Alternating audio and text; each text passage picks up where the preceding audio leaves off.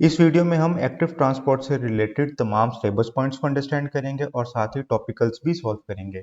Different types of question देखेंगे जो examiner active transport से रिलेटेड पेपर में पूछता है। एक्टिव ट्रांसपोर्ट में पार्टिकल्स मूव करते हैं लोअर कंसंट्रेशन से हायर कंसंट्रेशन में across a cell membrane with the help of protein carriers. अब प्रोटीन कैरियर्स क्या होते हैं? देयर स्पेसिफिक प्रोटीन स्ट्रक्चर जो हेल्प करते हैं पार्टिकल्स को लोअर कंसंट्रेशन से हायर कंसंट्रेशन की साइड पर मूव करने के लिए अगेंस्ट अ कंसंट्रेशन ग्रेडियंट।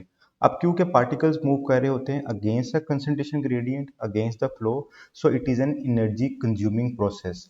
अब एनर्जी इस प्रोसेस में कंज्यूम कहाँ पे होती है? एनर्जी कंज्यूम होती है जब जो प्रोटीन कैरियर्स हैं वो उनकी शेप में चेंज आता है। वो शेप में क्यों चेंज करते हैं? ताकि वो पार्टिकल्स को against a concentration gradient move करवा सकें। तो वो जो अपने स्ट्रक्चर में जो अपनी शेप में चेंज करते हैं, दिस यूटिलाइजेस एनर्जी। अब हमने एक चीज़ को अंडरस्टैंड करना है with the help of an question, और वो क्वेश्चन ये है कि एक्टिव ट्रांसपोर्ट के लिए एनर्जी कहाँ से आती है? वो एनर्जी आती है माइटोकॉन्ड्रिया से। माइटोकॉन्ड्रिया फूड मॉलिक्यूल को कन्वर्ट कर देता है एनर्जी में through a series of reaction जिसे हम कहते हैं रिस्पायरेशन। अब ये कैसे होता है? This is not our topic. यहाँ से जो एनर्जी सेल को मिलती है, सेल उसको डिफरेंट पर्पजेस के लिए इस्तेमाल करता है, जिसमें एक पर्पज होता है active transport. So, what is active transport? Active transport is the movement of molecules or ions into or out of a cell through the cell membrane from a region of their lower concentration to a region of their higher concentration using energy released during respiration. This is the complete definition of active transport. अगर examiner आपको इस तरह का सवाल दे और वो 3 to 4 marks का हो, so you can write this complete definition and you will get complete marks. Let me share the example of active transport which is mentioned in our syllabus in root hair cell. Plant absorb करते हैं mineral ions को through root hair cell. So this is an root hair cell. Mineral ions like nitrate ion, potassium ion, ये plant की normal functioning और growth के लिए बहुत बहुत ज़्यादा ज़रूरी होते हैं। इनकी कंसंट्रेशन सॉइल में कम होती है और inside the root hair cell ज़्यादा होती है। So they move from lower concentration to higher concentration by active transport. Human body में भी एक्टिव ट्रांसपोर्ट की हमारे पास कुछ एग्जांपल्स हैं। एग्जांपल्स लाइक जो रीअब्जॉर्प्शन ऑफ ग्लूकोज होती है इन किडनी, nerve impulse transmission, उसमें transmission of, you can say, transferring of ions by active transport, and absorption of glucose and amino acid in the small intestine by villi.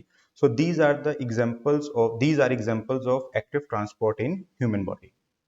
अब हम अपने concepts को crystallize करते हैं by solving past paper question. मैं आपके साथ 5 different past paper question share करता हूँ. You just have to read the highlighted part only. So the first question is, explain how ions are moved across membranes by active transport. This question is of 2 marks. The second question is, explain how root hair cells of pea plants absorb nitrate ions from soil with low nitrate concentration. This question is again of 2 marks. Moving towards the third question, describe how nitrate ions enter the roots of plants shown by arrow C on the diagram. This question is of 3 marks. Moving to fourth question, describe how the ions move into the guard cells. This question is of 2 marks. Moving towards the last question. Describe how salts are reabsorbed against a concentration gradient. This question is of 4 marks. अभी जो 5 questions मैंने आपके साथ share किए हैं, मैं आपके साथ इनका एक जनरल आंसर शेयर करता हूं अकॉर्डिंग टू मार्किंग स्कीम। अब इनका आंसर सबका सेम क्यों है? क्योंकि इनकी मार्किंग स्कीम में सिमिलर पॉइंट्स हैं। तो मैंने उन सिमिलर पॉइंट से एक पैटर्न आपसे शेयर कर दिया। अगर आपको पास्ट पेपर क्वेश्चंस में इस तरह के क्वेश्चन आए, so you can write these points. तो the first point is, particles और आयंस मूव करते हैं low to high concentration against a concentration gradient using energy from respiration. It is an active process with the help of protein carriers. Protein carriers help करते हैं particles को move करने में from low concentration to high concentration and across a membrane. तो ये 5 points आप mention कर देंगे अकॉर्डिंग टू द मार्क्स कि आपको कितने मार्क्स एग्जामिनर ने प्रोवाइड किए हैं। ज़्यादा मार्क्स हैं तो डेफिनेटली आप ज़्यादा पॉइंट्स को मेंशन करेंगे। अब इन 5 क्वेश्चन के बाद इनका सिमिलर जनरल आंसर है। मैं आपके साथ कुछ एग्जाम वेरिएशंस भी शेयर करता हूँ, डिफरेंट टाइप्स ऑफ क्वेश्चन जो एग्जामिनर पूछ लेता है रिगार्डिंग एक्टिव ट्रांसपोर्ट। तो the first question is, state the importance of proteins in active transport. ये 2 मार्क्स का क्वेश्चन है। जो आप इसका आंसर लिखेंगे वो ये है, protein carriers are present in cell membrane. Movement of particles from low to high concentration, ये हेल्प करते हैं पार्टिकल्स को मूव करने में from low to high concentration using energy from respiration. The last question is describe how the process of active transport differ from the process of osmosis. कभी वो difference पूछ लेंगे ऑस्मोसिस के साथ, कभी वो डिफरेंस पूछ लेंगे डिफ्यूजन के साथ, इनका कंपैरिजन भी आता है। 3 मार्क्स का क्वेश्चन है, तो जो पॉइंट्स हम मेंशन करेंगे, एक्टिव ट्रांसपोर्ट एनर्जी यूज करता है फ्रॉम रिस्पायरेशन, ऑस्मोसिस नहीं करता। एक्टिव ट्रांसपोर्ट में पार्टिकल्स मूव करते हैं against a concentration gradient from low to high concentration, लेकिन ऑस्मोसिस में high to low water potential water molecules move करते हैं।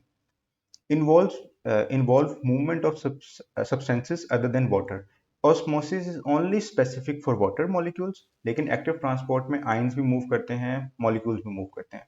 So we have crystallized our concept by solving past papers.